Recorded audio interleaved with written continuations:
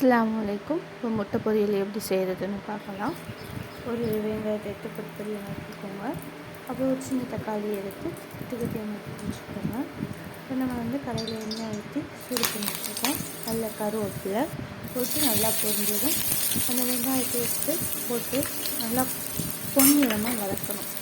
நல்லா வெங்காயத்தை வதக்கிட்டு அது கூட கொஞ்சம் உப்பு சேர்த்துக்கணும். உப்பு சேர்த்துட்டு வெங்காயம் நல்லா வதங்கினதும் நம்ம நறுக்கி வச்சுருக்கோம் இல்லையா அந்த தக்காளி எடுத்து அதில் சேர்த்து நல்லா ஒரு கலரி விட்டுட்டு நல்லா கலரி விட்டுக்கணும். அதை விட்டு அந்த தக்காளி வெந்தது கொஞ்சம் அதுமாரி சிக்கன் பொடி சேர்த்து ஒரு 2 நிமிஷம் நல்லா கலரி விட்டுட்டு எடுத்து வச்சுக்க 2 முட்டையை எடுத்து அது மேலே அப்படியே ஊற்றி ஒரு 2 நிமிஷத்துக்கு கலராமல் அப்படியே வச்சுருக்கணும். வச்சுட்டு அதுக்கப்புறம் எடுத்து நம்ம கலவுறோம்னா நல்லா பொறுன்னு இருக்கும்.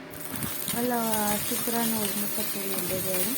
நல்லா கொஞ்சம் சூடில் வதக்கி எடுத்துக்கோங்க. சூப்பரான ஒரு முட்டை பொரியல் சரி. அதை அப்படியே எடுத்து நம்ம தட்டில் மாற்றிக்கலாம்.